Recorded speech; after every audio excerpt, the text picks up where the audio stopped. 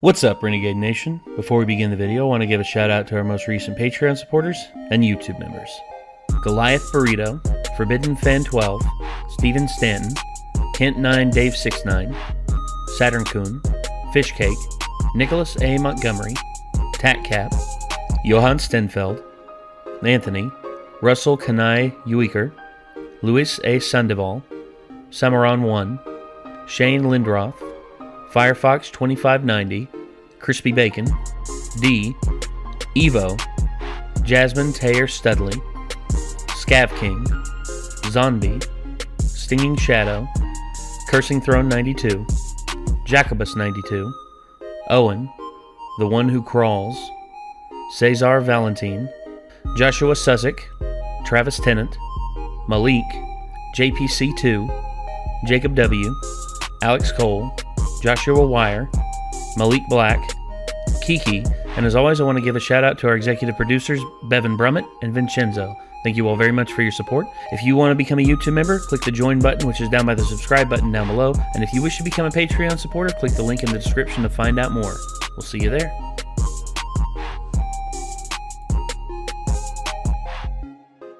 Oh, I got a new tool. Wait, is this a... Oh my gosh, dude, I can melt through metal now. Yay! Any upgrades available? Hello, hello. You know what? I got a full minute of blowtorch.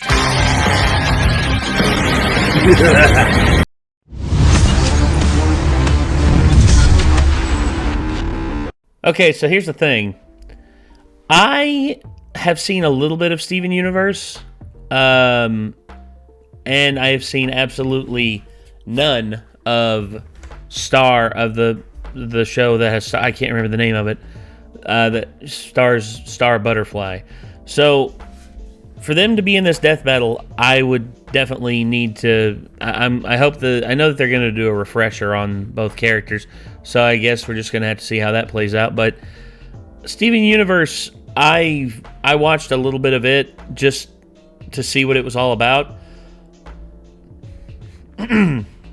Not bad, harmless enough. It had moments in it where I was just like, yeah, this actually could be a pretty cool show. I could dig this. And then there were other moments where I was just like, you know, they're trying way too hard here. But again, it wasn't 100% for me, and that's okay. Doesn't mean no one else can enjoy it.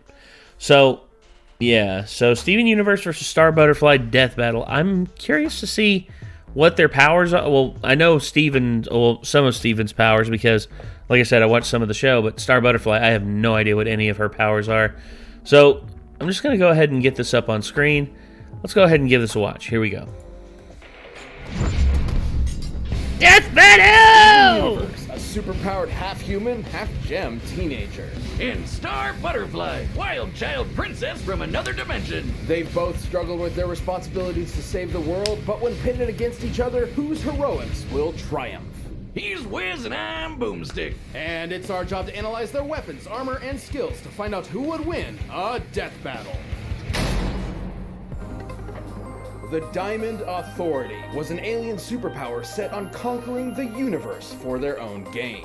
They're literally diamonds, like shiny alien rock people. As the most powerful of the gems, the diamonds led armies of lesser gems, including pearls, amethysts, and others, to prepare planets for destruction by the Authority. These armies were trusted to obey.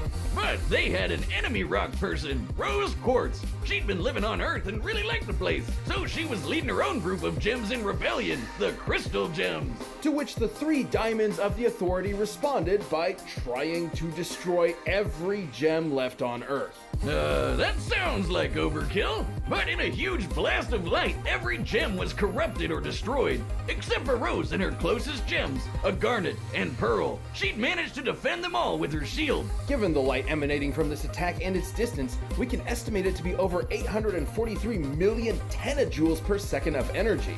Damn! More like duels, am I right? That's what I said? No, like with the W. Never mind. Well, now with the diamonds rebuffed, Rose was able to settle down, and she even met a human she got along with, Greg Universe. What a badass. I wish my last name was Universe. They got along so well that one thing led to another, and, whoops. Rose had to give up her body so their son could be born. True to his heritage, Steven has many gem-related powers, since when Rose gave up her body to create him, she effectively gave him all of her power as well, including her own gem. And while Steven's a stalwart pacifist, this led to him following in her footsteps to defend Earth from the diamonds when they inevitably return. But he's got plenty of ways to defend himself and the others. He can create shields and bubbles to protect from different attacks, use bubbles to teleport things away, and shapeshift to get bigger. He can also control his personal gravity to float or jump as high as he wants. And he can even fuse with other gems, or sometimes a human. Wonder what a fusion between us would look like. Fusions tend to result in a more powerful entity than the sum of its parts, but I'm not sure that would happen. Yeah, you're right. You wouldn't be able to handle it. Sure. Anyway, as a gem, Steven is much stronger than an average child. While he doesn't look for conflict always seems to find him. Yeah. Like when he's taken on huge monsters or pushed through the G-forces of faster-than-light travel. And when he's in a fight, he combines that crazy strength with awesome speed and agility. He can outrun an alien security system with electric fire and ice attacks, and he's dodged lasers. Even if he can't get away in time, Steven survived an entire temple exploding and taken hits from a bunch of gems, which is huge. I mean, Garnet once punched so hard she could split a mountain. Another gem he's on par with, Lapis, telekinetically lifted the entire ocean into the atmosphere. Boomstick, do you know how heavy the ocean is? No, do you know how heavy the ocean is? The effort required for that would be anywhere from 92 petatons to over 10 zetatons of TNT. Man, that's a lot of water. His bubble and shield are also way stronger than they look, since they can defend against attacks from the diamonds themselves. Not even Steven's spit could have helped with that attack. Oh, if you haven't heard, his spit can heal people. His saliva can even give plants, like fruit, humanoid form. Just spitting out seeds from a watermelon has gotten Steven in quite a bind before. That's not gonna pop up and attack me, is it? No, Boomstick. Regular watermelons don't attack people. But depending on Steven's emotional state, he has varying control over his plant-based life form. Okay. You gonna eat that? Okay. Just kill it with fire. Good shot, Boomstick. Doing God's work. You gonna eat that? Aside from his spit, Steven's tears have brought people back from the dead. They just turn pink and have powers of their own after. It's weird. Despite not being one to pursue conflict, Steven's been stuck for a while making the best of carrying on Rose's duty. So his kindness and feelings of responsibility for those around him push him to use those healing abilities whenever he can. He can even mend himself with accelerated healing that lets him fix fractures and minor injuries nearly immediately. And when Steven's knocked out, he can leave his physical body, sort of like a ghost. The drawback is he can't physically interact with anything while he's projecting. But when Steven goes to sleep normally, he can possess other people's bodies. Good luck trying to fall asleep in a fight, though. I've tried. But protecting the Earth wasn't the only surprise Steven's mother left for him. As it turns out, she was never actually Quartz at all. She was, in fact, Pink Diamond, one of the heads of the Diamond I heard about that. What? Despite being sent to Earth to conquer it, she fell in love with the planet, which led her to give up her title and transform into Rose Quartz. All of this was withheld from Steven for most of his life, as Pearl worried how the truth might change him. Oh, believe me, parental trauma will take a toll on anyone's mental state. And when Steven gets too overwhelmed, he taps into his latent diamond abilities, making everything way stronger and way killier. In this, his pink state, he's so fast his perception of time slows to a crawl. His bubble and shield become hexagonal and strong enough to crush other gems. Like when he lost control of his emotions in a fight with Jasper and killed her. He did bring her back to life with his super tears, but that kind of stuff made him think he was a monster, and he basically turned into a pink state Godzilla. But this wasn't Steven hulking out all of a sudden. It was the result of a full emotional breakdown after years of stress and trauma. Luckily, his friends came in clutch and it worked out okay. But he still risks becoming a monster if he's ever completely emotionally broken. With the support of the Crystal Gems, his dad, and his friends, Steven managed to work through his personal issues, so hopefully he's not faced with becoming a monster ever. Hey! Come here.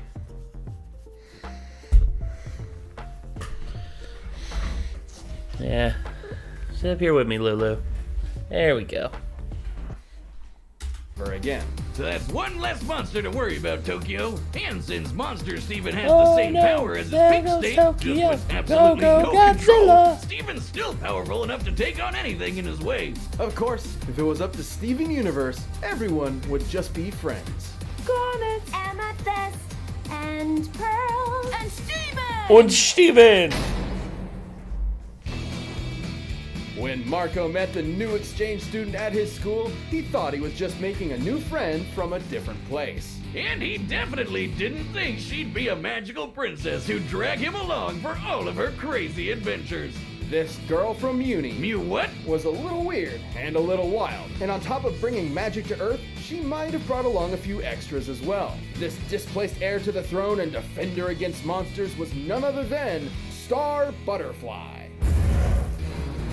She may have been backed up by generations of magic users before her and super strong in her own right, but Star wasn't the perfect princess. She would have been sent to the terrifying and personality-draining St. Olga's School for Wayward Princesses, but luckily, Star's parents took one look at that place and decided, no way, she's going to Earth instead. You know, Earth really isn't the best place for her to be practicing magic. We're not used to people casually casting spells here. What'll humans say? Well, since Star is a Mewman, What the f*** is a Mewman? That's what the people of Muni are called. She's already superhuman compared to her peers on Earth. She survived a blast that leveled the top of Castle Muni, and can use her wings to help her get out of the way in a pinch. What, those tiny things? There's no way she can actually fly with them. At least she can make a bubble around herself to defend against attacks. Her butterfly heritage also grants her the Magic Instruction Book. This spell book is incredibly important, as it contains spells created by all the magical rulers of Muni that came before her. And she creates her own spells too, like Cupcake Blast, which fires a beam filled with cupcakes. Okay, half of these spells don't make any sense. Jelly Bean Hallucination Mist? Starfish Tsunami? What the hell are these names? I want a Jelly Bean Hallucination Mist.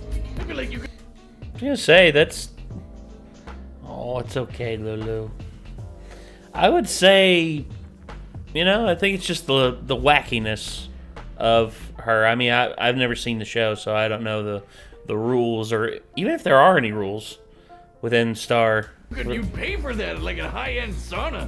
Well, they're kind of self-explanatory. Creating her own spells does mean they can pretty much be anything. Take one of her summons, for example, which are effectively creatures reliant on magic to survive. So what happens when you combine unicorns, stampedes, and war? Oh, I know this one! Warnicorn Stampede! Now I get where Spider with a top hat came from! That spider's one of Star's self-professed most powerful summons, with his own minigun to boot.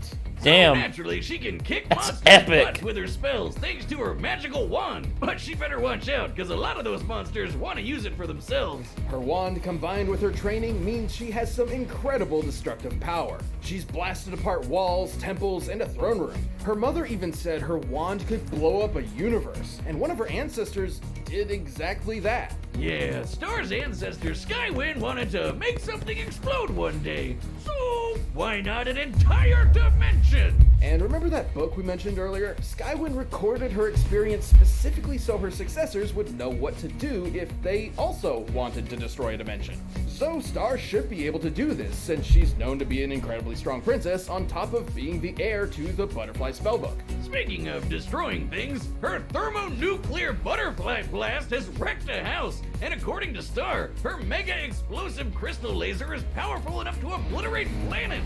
But she just likes to use it to play with cats like a laser pointer. Star has spells Okay. for more than just destruction, though, like her Bunny Rabbit Blast, which she's used to catch up to cars. And one of the monsters she's fought, Meteora, has deflected lightning. Being able to fight on par with Meteora means Star's able to reach speeds over Mach 1000. But if all that wasn't enough for you, once Star went through puberty, Oh, you gotta be kidding me. she learned how to access and control her far more powerful Butterfly 4. Now that's a set of wings. I just wish peering into her eyes wasn't like peering into the 9 layers of hell. It's obviously a stand-in for puberty. Star compared the process of attaining it to, quote, suddenly looking at boys as if they were made of bacon. Like you've never eaten it in your life, and all you want to eat is bacon. So what you're saying Bacon. is if I eat enough bacon, I can get magical powers? Yeah. Anyway, Yeah, you can get magical powers, all right. You can get heart failure. through her time in various dimensions, fighting monsters and defending her friends, Star's become strong enough on her own that she no longer needs her wand. In fact, her wand only ever served as training wheels to help her harness this magic herself. Soon enough, though, she realized monsters weren't actually the bad guys, so she started to fight for them instead of against them. This wasn't a popular decision with humans, but Star knew it was the right choice and followed through. Unfortunately, the fighting continued, and Star realized in order to truly quell the conflict, she needed to fight magic itself. So her mother, her great-whatever grandmother, and Meteora all banded together to cast the Whispering Spell in the realm of magic. This spell is designed to silence or end magic, and when cast within the realm of magic, it destroyed magic itself. All of it. But doesn't that mean she killed all the magical creatures across the different dimensions because they need magic to survive? Yeah, we don't talk about that. Well, after destroying magic and every magical creature in existence, Star was finally able to bring peace to Muni. Star had a lot of growing up to do when she was sent to Earth, but she learned to control her powers and led her country to peace. Mostly. Now, she's truly grown from her chrysalis into a butterfly. Who's ready for a bloody, bloody bloodbath? Okay, so, I really don't know. I mean, if someone like Star is able to literally blow up a galaxy, or blow up a universe, or a dimension, it's kind of hard to go against that in terms of raw power. Yeah, I think Star is going to win. That's just what I think. Anyway, let's go ahead and watch, see what happens. Hey! I know that theme.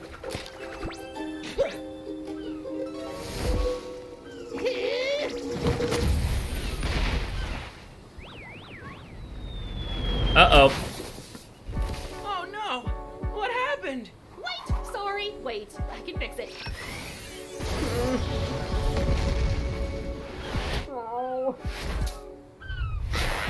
Okay, I think I have a better idea.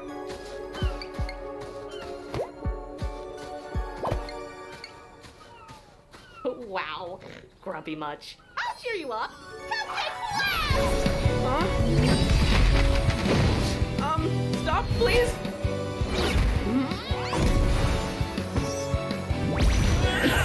Up.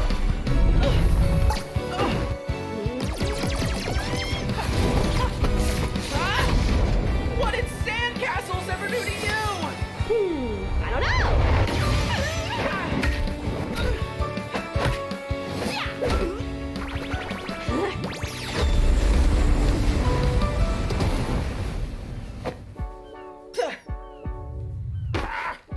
It's all right. Take your time. Hey, Melons.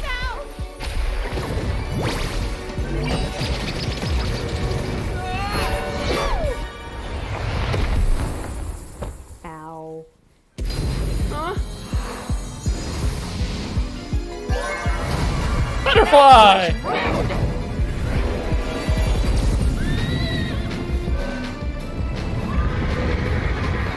What's wrong with you? Just leave me alone. Uh-oh.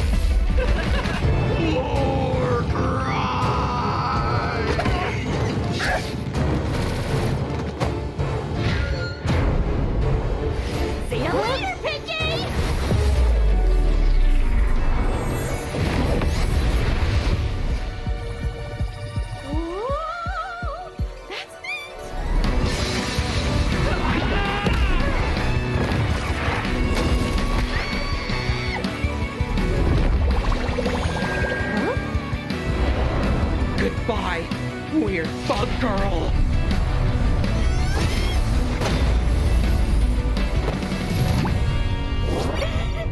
Never surrender!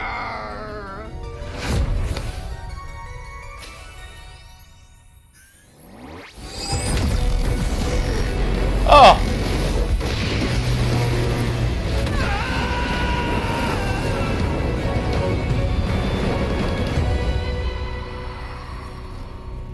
Knew it.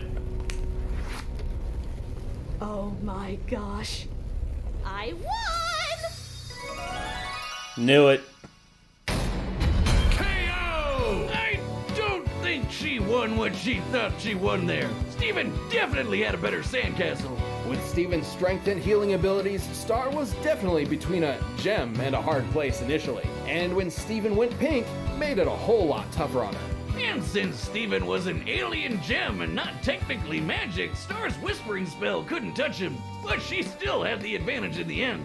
Steven was physically superior, at least to Star's everyday appearance. Star could survive explosions worth a few dozen tons of TNT, but he could match Garnet's mountain-busting might. However, everyone knows this matchup would rarely ever resolve in fisticuffs. Even with how out there some of Steven's powers were, the sheer versatility of Star's magic was simply not something he was equipped to outmaneuver or overpower. Sure, his laser feats mean he was faster than Star in her lightning feats, but Star's butterfly form and transportation magic meant she had plenty of ways to work around that. Not to mention, she mastered her super-powered bug form while Steven never mastered Pink State. And she didn't even need her wand to go full power, so disarming her meant jack squat. It is possible Steven could match the power of the Diamond Trio, since Pink Diamond was able to defend against them alone. 843 million tenajoules, or about 2 tenatons of TNT, is certainly nothing to scoff at. But Star had spells that could destroy a whole planet, and probably even a universe. Pun intended. She could basically one-up any level of power Steven tried to throw at her, even if he did go full pink monster mode.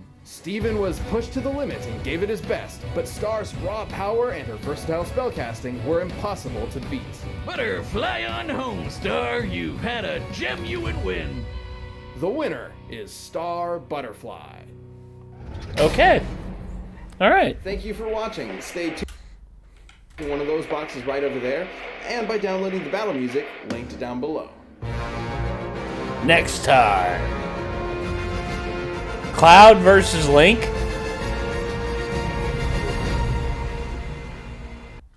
Okay. Okay. Cloud versus Link. I can dig that. I can dig that big time. So, okay, seeing as how I never, like I said, I watched a bit of Steven Universe. I have more experience with Steven Universe than I do Star. So, the very moment they said that she had a spell that could literally destroy the universe, I knew she was going to win. Because you can't really get much greater than like, oh hey, by the way, spell can literally erase everything from existence. Bye! Versus Steven, which, you know, I saw there he resisted the assault by the diamonds. That's a good amount of damage that he could resist, but it's a universe we're talking about, or a whole dimension. So, yeah, it doesn't surprise me. It really does not surprise me at all that Steven lost that one. So, yeah, Star Butterfly wins, and I guess that settles that argument, if there was an argument to be had. I mean, I don't know. But what do you think, Lulu? Were you, who are you betting on? Who are you betting on, huh? Were you betting on Steven or Star? Oh, Star? Really? You're betting on you're betting on Star? Aw, it's okay, girl. So, alright everyone. I think that's going to do it. So, thank you all very much for tuning in. This was the Death Battle, Steven Universe versus Star Butterfly. Hopefully you all enjoyed. If you want to see the original video, link is in the description down below. And I guess until next time, signing off, I'm Nate, is Lulu, and we'll see you in the next one, everybody. Peace out.